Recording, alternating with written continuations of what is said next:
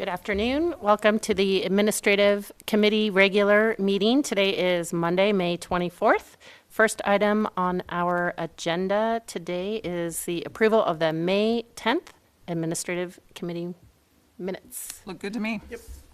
Okay, me too. So minutes are approved. Next item on the agenda is the request authorization for the beer garden for Rendezvous in the Park 2021. And we have David Schott with us to introduce this item.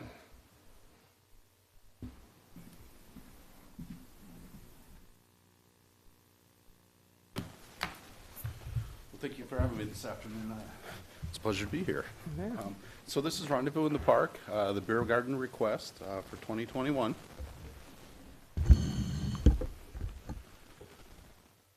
This is very largely the same as it's been in the past. Rendezvous in Moscow Incorporated is requesting council approve a resolution allowing them to have a beer and wine garden at East City Park.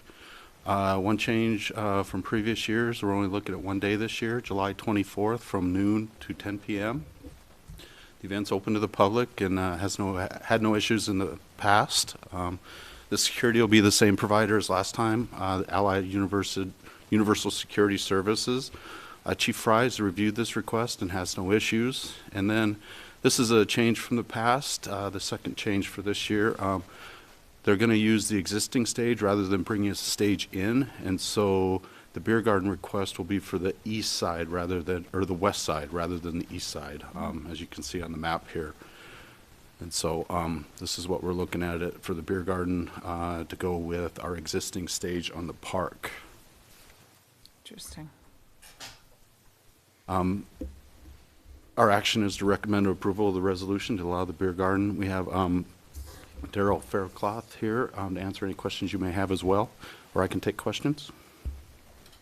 I don't have any questions. I don't either. This makes me feel like we've survived, and it's nice to see it, even if it is, for adult beverages in a park. It's just really good to see it. I'm in favor of it. No, me too. Yep, and I'm really glad that the Rendezvous board has figured out a way to get Me one day too. for all of us, so, Yep. yeah. All right, well, any questions for Nope. Daryl or David? All right, consent agenda, remove, okay, we are recommending approval Thanks. of the resolution. Thank you. Thanks for getting Rendezvous on. Thank you. Next item on the agenda is the ordinance amending Title 4, Chapter 6 of the Moscow City Code regarding amendments to the sign code. And we have Mike Ray.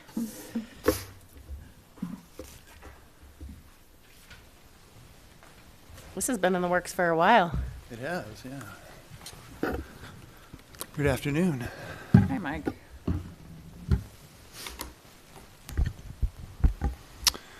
So before you today, I'll be giving an update on our sign code ordinance. This has been scheduled for public hearing before the council at June 7th meeting. And this has been a ordinance that the Planning and Zoning Commission's been working on for about the last year. And this was really all initiated with Reed versus the town of Gilbert, and that was a Supreme Court ruling that happened in 2015. And it was regarding content-based restrictions on signage. The gist of that case was that the town of Gilbert ended up previously adopting a sign code which regulated signs which could be displayed upon public areas. The ordinance imposed more stringent regulations on signs that were religious in nature.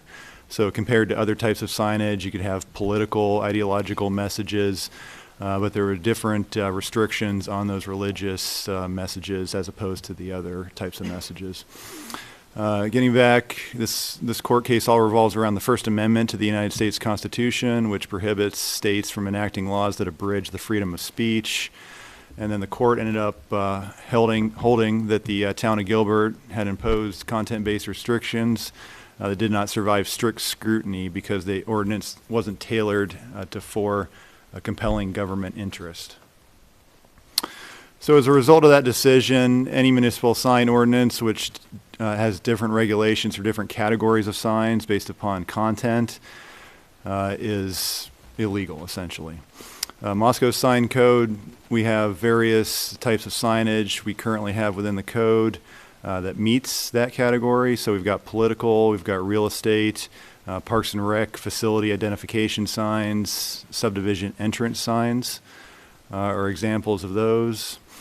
So within the proposed updates to the sign code, we're going through, we have various definitions that need to be updated. Exempt sign section needs to be tweaked a little bit. And then we're inserting the inclusion of temporary signs. That's going to replace a lot of the real estate, political signs that we currently list.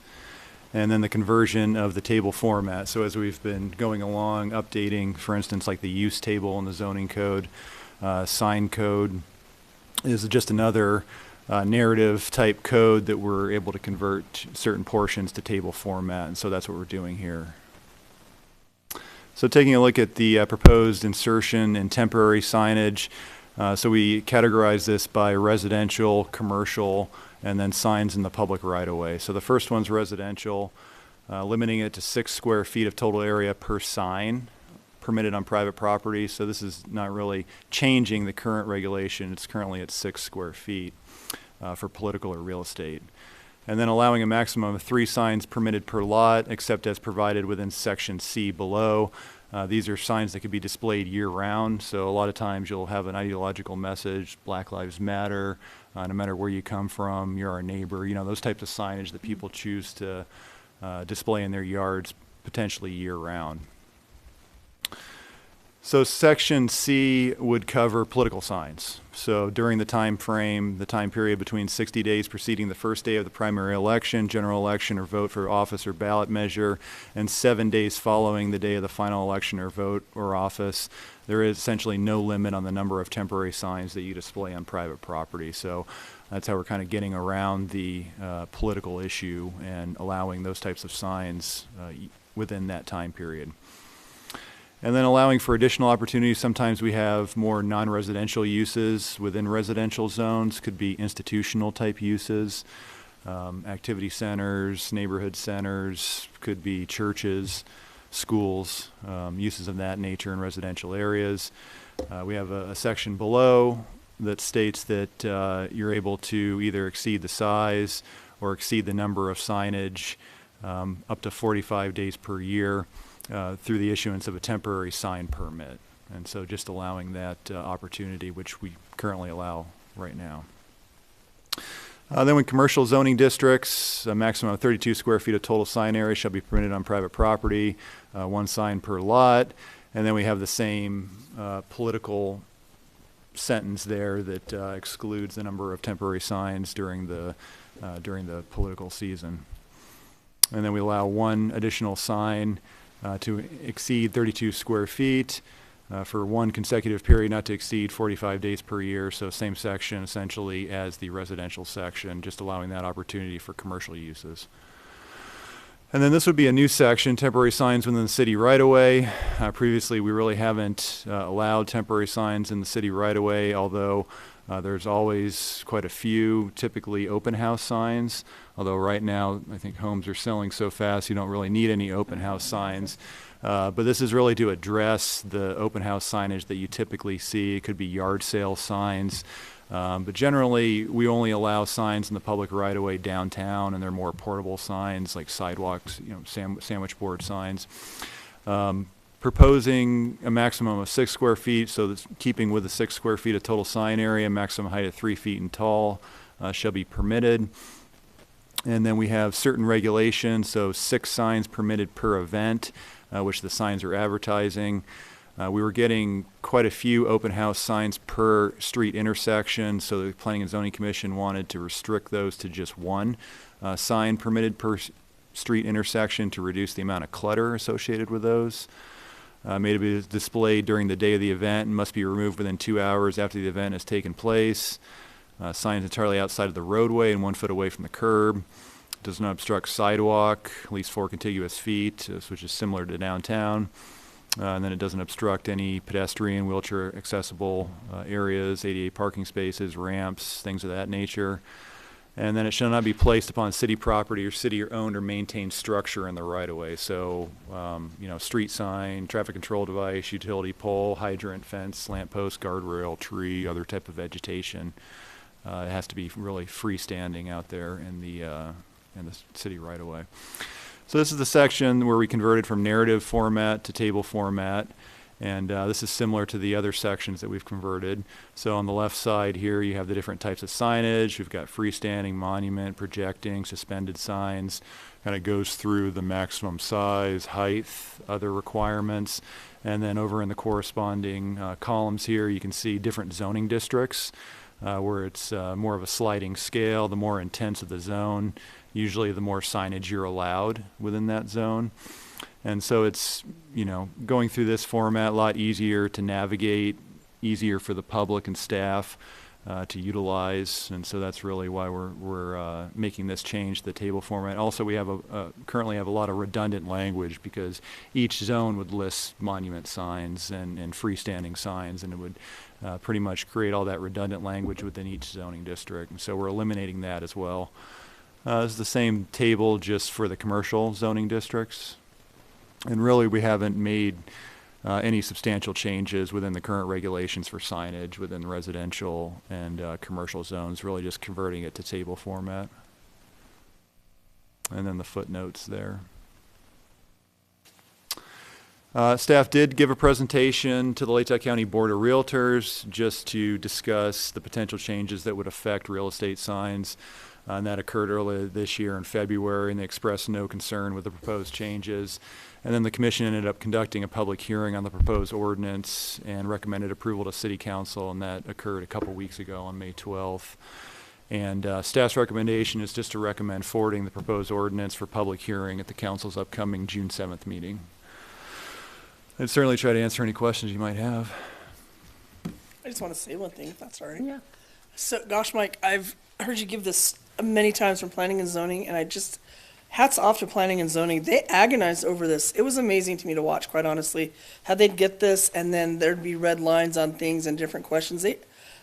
I mean, I know everyone in this room, I know you understand how hard they work, but holy cow, they worked really hard on this. And I'm always impressed with what they do, but to take something like this has always come to the top of the heap. It's not a giant building. It's not a whole new zone, but boy, the work they put into this is great, and you just walked them along the way and answered all their questions, and well done. Thank you. Yeah, the commission certainly put in a lot of work and going back and forth and trying just to balance, you know, certain amount of sign allowance with visual clutter concerns. You know, they really thought about a lot of the temporary sign portion of the ordinance quite a bit, so.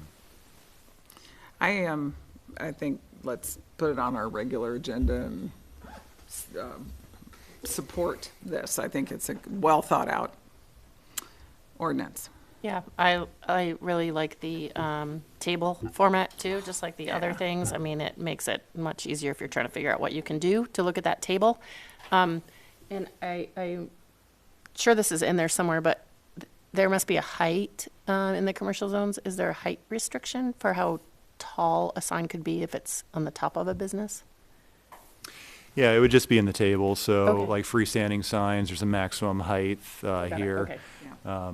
You know, it's pretty self-explanatory. Freestanding monument signs have the specific height. And then, of course, wall signs, you know, they can only project a certain amount above a building wall before they start to become like a roof sign, which are essentially prohibited in most zones except for like motor business allows roof signs, so. I do have just a clarification question. What's a projecting sign? Projection sign it pretty much extends perpendicular away from a building wall. The actual verb, projecting. Downtown, something over a sidewalk. Yep. Off a building downtown. that yeah, makes sense. projecting sign. Thank you. Yeah, similar to a suspended sign, only suspended signs usually project the same angle, but they're suspended from maybe an awning, Maybe, some other yeah. structure. I get it. Okay. And so the process, I mean, if someone is, I'm going commercial again, is wanting to install a sign, they come to the city with their, and to be sure it, and they have to get a permit, right? Is that correct? Correct. Okay. Yeah. Okay. Yeah. Yeah, there's usually drawings associated with that, the dimensions of the sign, how it's secured to the wall. Sometimes engineering's required. Yeah. Okay. Awesome. Great. All right, then forward that for the, is that where we are? The sign code. It's a public hearing. Okay. Wow. All right, so not only will it be on the regular consent agenda, it will be a public hearing on June 7th. Yep. Okay, thanks, Thank you. Mike. Thanks, Mike. And next we have Megan Cherry joining us to give us a report on the 2021 temporary public art collection.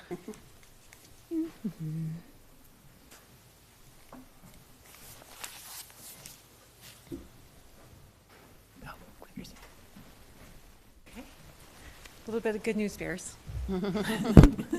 So we've got most of our new temporary public art collection in place. So I wanted to take a minute to share those pieces with you and also some exciting news about that collection moving into next year. Our temporary public art collection is made up of at present is the vinyl wraps and the Transit Center Sculpture Garden. So this vinyl wrap collection dates back to 2012, and each year we try to replace about the same number of vinyl wraps every year, and they last about 5 years. And so what that results in is a collection that is always moving, it's always changing, and they're great new landmarks for people to look for around town. This one is brand new this year, and it's on the west side by on Warbonnet and Highway 8. So it's kind of at the gateway entrance to town. So this, it's darned cute, isn't it? Yeah, and so these are the 4 locations that were replaced this year. We're looking ahead to potentially replacing up to 3 boxes next year and then adding a couple of new boxes. So we've been out scouting for all of the last locations we could possibly find that have not yet been wrapped. This collection is a community favorite. A lot of that has to do with the novelty every year and the fact that artists come up with really wonderful concepts for the design of these pieces. One thing to note about this collection is that the artists are paid an honorarium of $500 per design for the use of their artwork for that 5-year period. And there's a lot of enthusiasm about this program, not just from the viewer side, but also from the artist side. The other component of the temporary collection is the Transit Center Sculpture Garden. This had its beginnings around the same time as the vinyl wrap collection. And so in 2013, we added this element to annual programming. And these pieces are installed for up to 1 year. The artists who applied to this collection or to this opportunity are predominantly students, but we do get some applications from community members as well. So these change out every year. Anybody who does any walking up on campus, it's a really nice thing to see. Watch stuff switch out. And selection, like all of the opportunities through the arts department and facilitated by art staff in the MAC, it's a selection panel structure that we've recently formalized through the updated guidelines. These artists are paid an honorarium for the loan of their artwork as well. The honorarium for this program we've been trying to shift that upward year to year. There's a fairly strong industry standard for that honorarium structure. Artists here are earning $300 per year for the use of their work. Neighboring cities are offering more in the $1,000 range. So it's growing as we move along. But there is a lot of enthusiasm for this program, and it's a great way to connect with the university. One thing you'll probably note if you spend time on campus at all is that last year we saw the same artworks for 2 years, and that's because of the pandemic. The artists kind of got locked out of the sculpture studio, so we're excited to see these pieces come in.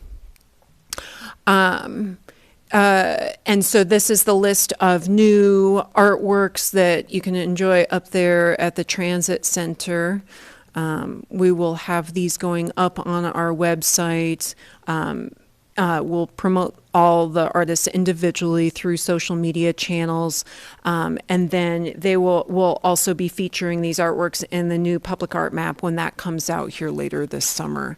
So we like to get the artwork out there for the community to enjoy, but we'll also spend some time making sure we're promoting the artists as well. So, some exciting news coming up for Sculpture Garden 22. This is a little preview of coming attractions for some presentations I'll give next month. We've had the offer of a donation of funds to support the accession of a permanent installation. There was a conversation with the donor about locations, and it was determined that based on the budget and the donors' sort of interest, that the transit center was a really, really good fit. And so the MAC has discussed reassigning one of the plinths at the transit center to the permanent public art collection. So we would still have 4 plinths available for that annual call to artists. For anybody who's worried about the U of I students, we did talk to the person who runs that program, so we're in the clear there. They're not afraid of that program becoming a little bit more competitive for their students. So the themes that we'll be looking for, if council chooses to move forward with this donation, it would be accessibility, human rights, inclusion, compassion, and courage. All really wonderful values, and they were embodied by the person who inspired this donation. This piece would be a memorial for Andrew Becker. I'm not sure if anybody's worked with him. I'm seeing some nodding. Yes. And so Andrew Becker served on a number of different boards and commissions here in Moscow, and so his after he passed in 2020, his family would like to donate in memorial to him. And the transit center seemed like a really great spot because it's all about, pathways between and connecting people and access. And those were the things that were really important to Andrew. And so just this is really a preview of this process. The MAC voted to recommend the plinth reassignment, and they're very excited about this project. We're currently in development of the RFP, which we will then bring to the MAC for a vote, and then that will forward on through council in June. So this will be something to look forward to, but some pretty neat stuff here. So I'd be happy to answer any questions. Questions? The only question I had, you had your list of the folks going into the transit center. Are they all students this time around or no? This particular year, yes, they are. That's not the case every single Yeah. year, but this year they are. We spend a fair amount of time at the transit center because it's a great place to walk the dog because it's quieter. And so we always go by the sculptures, and usually I can identify a lot of them. And so I just thought I'd have a leg up on my mom when she asked me this year. Yes, this year. Well, and then the last couple of years, we've asked the artists to focus on incorporating color because of the muted hues of the landscape. So we're seeing artists working with coatings that, that they're really pushing the envelope that way, which is, it's cheerful, it's fun, and they're always really excited. The program hits at a time of year when they're about to leave. So when they drop off the sculpture, they get their check. They've got gas money to get home for the summer. It's it's all good news. So thank you. Great. Thanks, Megan. Awesome. And staff report. No staff reports this afternoon. All right, then. I think we should adjourn. Okay. All right. We are adjourned.